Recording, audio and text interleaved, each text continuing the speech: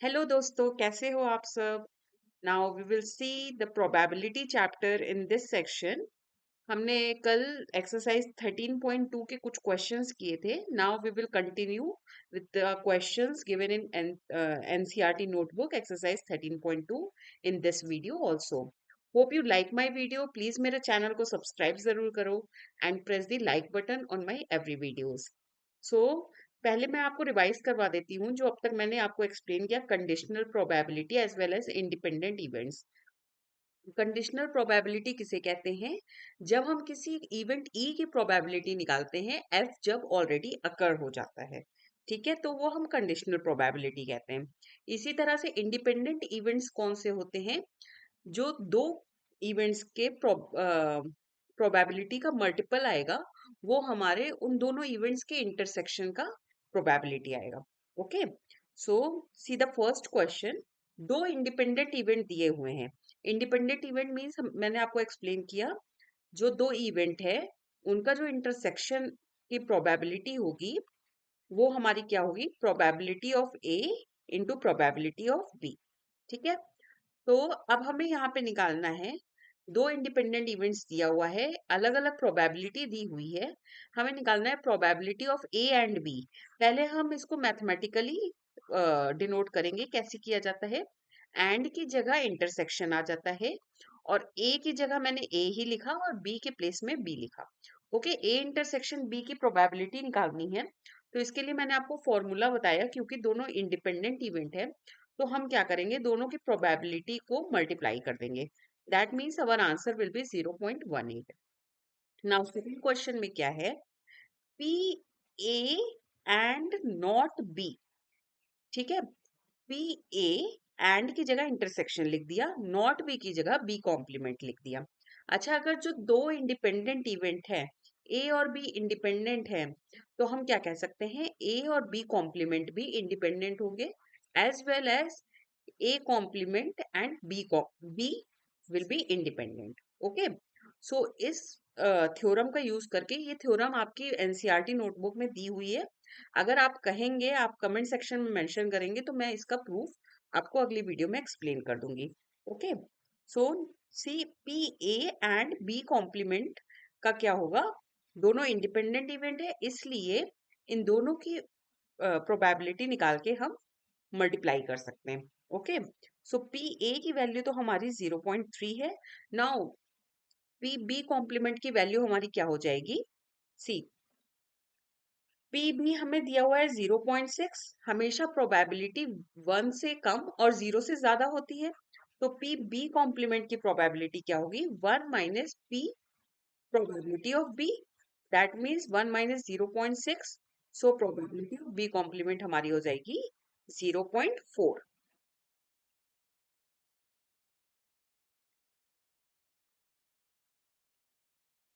0.4, so probability of A intersection B complement हम क्या लिखेंगे? 0.3 इंटू 0.4।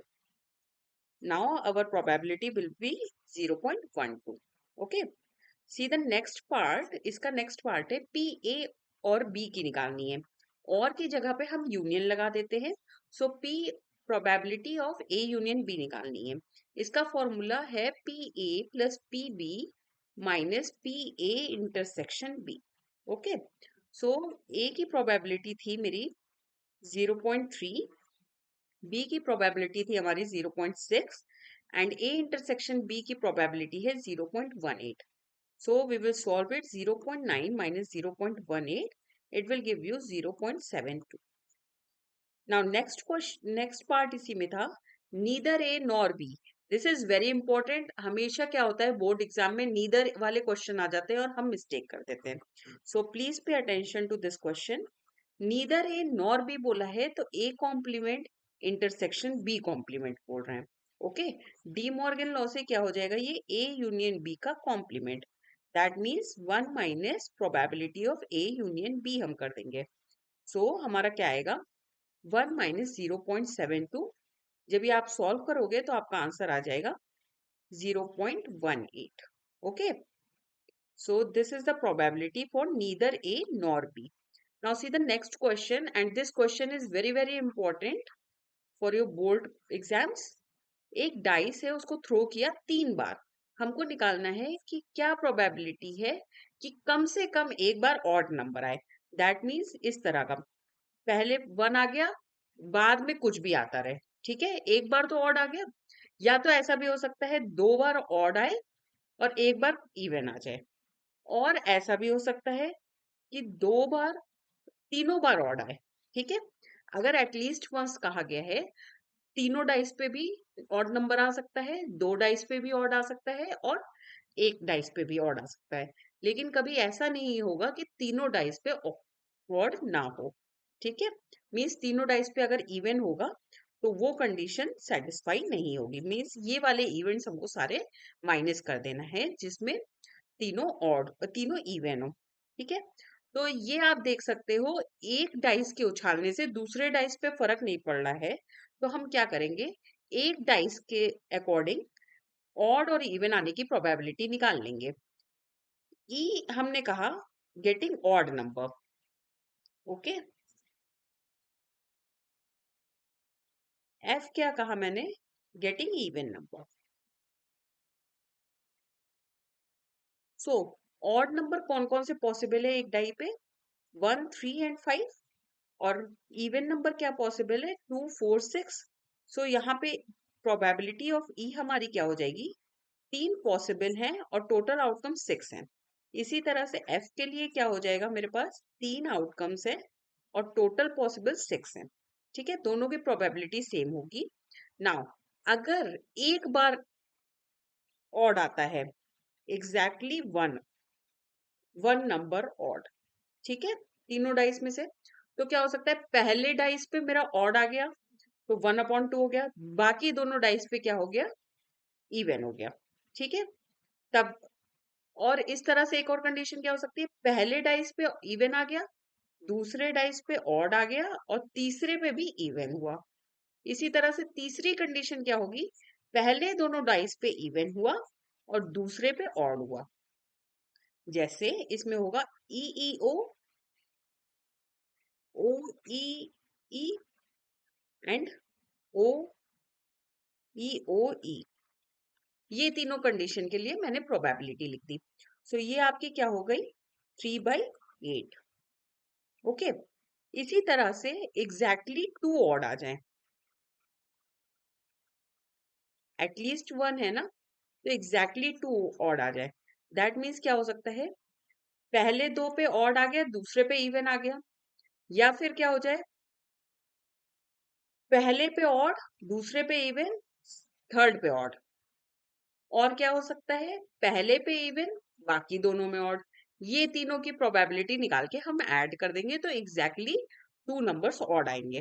ठीक है, तो ओ ई के लिए क्या प्रोबेबिलिटी होगी हमारी, 1/2 इंटू 1/2 इंटू 1/2। सिमिलरली ओ ई ओ के लिए भी मेरी यही होगी, क्योंकि इवन के लिए और ऑड के लिए प्रोबेबिलिटी सेम है, इसलिए मेरा कोई फर्क नहीं पड़ रहा है। ओके, सो ये भी 3/8 हो गई।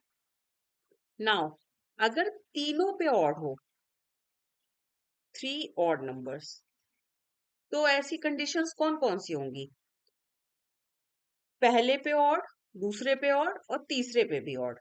इसके लिए मेरी प्रोबेबिलिटी हो जाएगी 1/2 इंटू 1/2 इंटू 1/2, दैट मीन्स 1/8।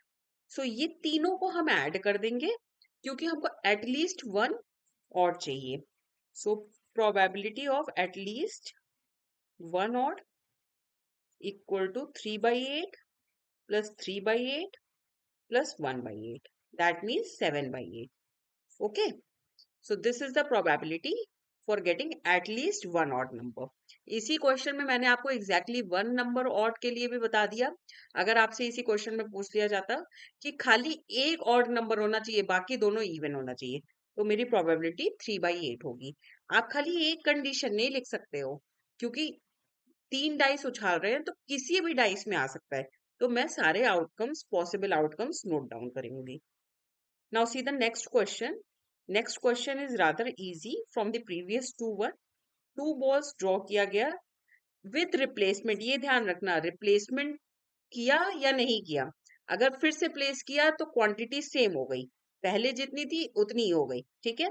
यहाँ पे 10 ब्लैक बॉल है और 8 रेड बॉल है, मीन्स टोटल कितनी है, 18 बॉल है। एक बार सिलेक्शन के बाद फिर से 18 ही बॉल में से सिलेक्शन करना होगा। ओके, अब find the probability that both are red, दोनों रेड होना चाहिए। तो पहले हमने बॉल निकाली बॉक्स में से, तो पहली बॉल रेड होगी, उसके लिए क्या हो सकते हैं, 8 बॉल में से चूज किया जा सकता है, और टोटल बॉल्स कितनी है, 18। इसी तरह से दूसरी बॉल भी रेड हो, मैंने एक बॉल निकाली थी, फिर उसको दोबारा बॉक्स में डाल दिया, मीन्स फिर मेरे पास 8 चॉइसेस हो गई आउट ऑफ 18। सो हमारी प्रोबेबिलिटी फर्स्ट क्वेश्चन के लिए क्या होगी, इसको हम कैंसिल कर देंगे। So our answer will be 16/18। Okay, now see the next part, इसमें क्या दिया है, फर्स्ट बॉल ब्लैक होनी चाहिए और सेकंड रेड, ठीक है। पहली ball black and second red, ये दोनों इवेंट इंडिपेंडेंट है, क्योंकि कोई फर्क नहीं पड़ रहा है अगर हम पहली बॉल निकाल रहे हैं और दूसरी बॉल निकाल रहे हैं, ठीक है, इसलिए मैंने मल्टीप्लिकेशन किया है। ओके, नाउ पहली बॉल ब्लैक है, मींस 10 चॉइसेस हैं 18 में से, और दूसरी बॉल रेड है, दैट मीन्स 8 चॉइसेस हैं आउट ऑफ 18, क्योंकि रिप्लेसमेंट के साथ काम हो रहा है। ओके, सो इसको आप कैंसिल करोगे तो आपका आंसर आ जाएगा 20/81। सिमिलरली मैं यहीं पे एक्सप्लेन कर देती हूँ आपको थर्ड पार्ट भी। थर्ड पार्ट हमारा है, वेट,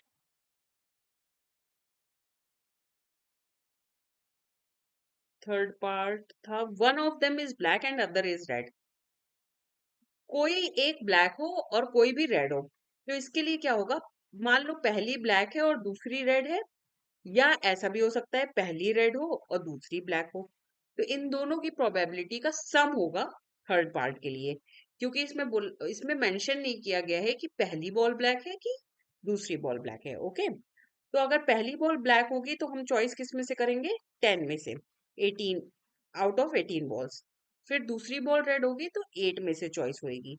ओके, इसी तरह से अगर पहली बॉल रेड होगी 8 आउट ऑफ 18 हो जाएगा, एंड दूसरी बॉल ब्लैक होगी तो मेरा होगा 10/18।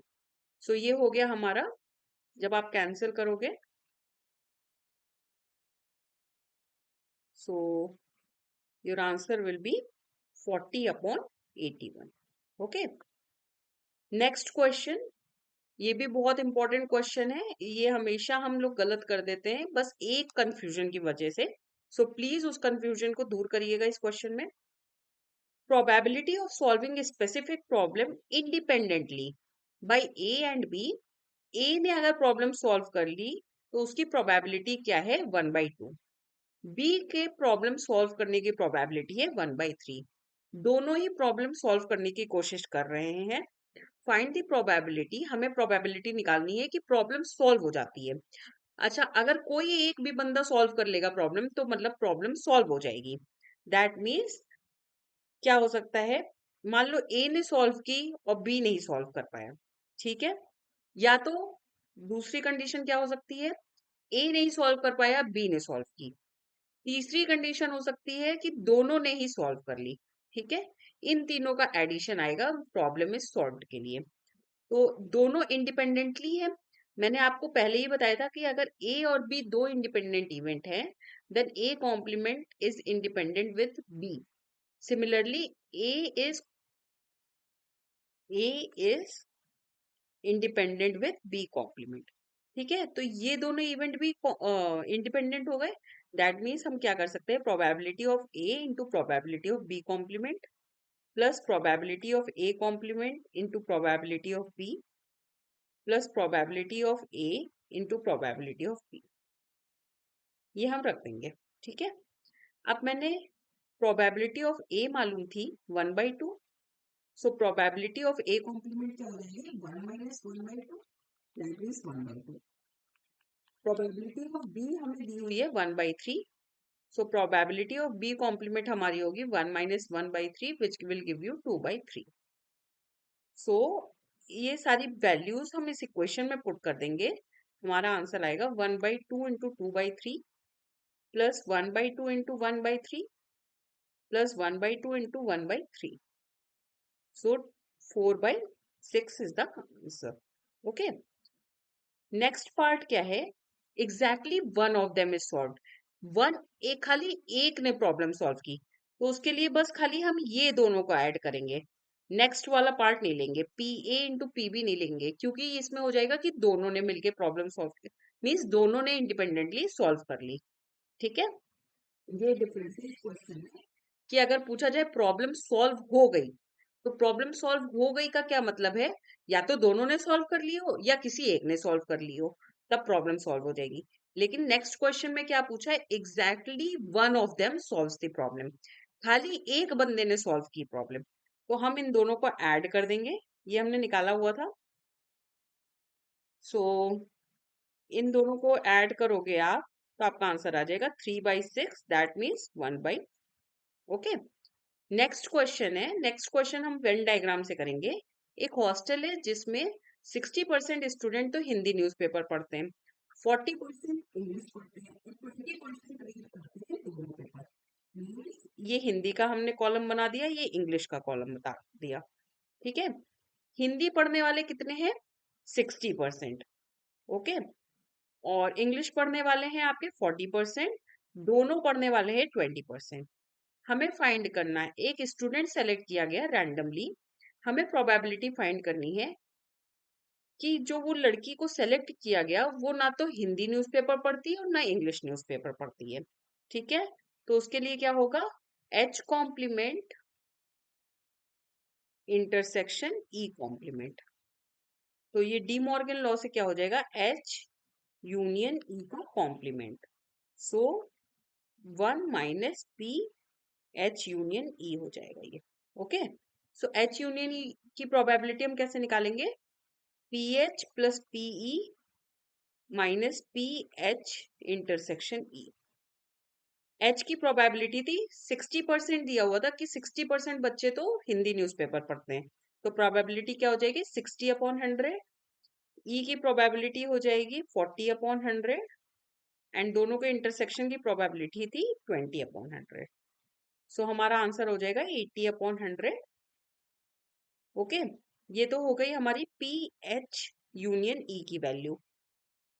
इसी तरह से हम P H complement intersection E complement की निकालेंगे. उसकी हो जाएगी 1 - 80/100. That means 20/100. So 1/5 is the answer. Now B part में इसने बोला, अगर if she reads Hindi newspaper find the probability that she reads English newspaper. ये आपका कंडीशनल प्रोबेबिलिटी की बात कर रहे हैं. हमको निकालना है इंग्लिश न्यूज़पेपर की प्रोबेबिलिटी जब वो पता है कि वो हिंदी न्यूज़पेपर पढ़ती है.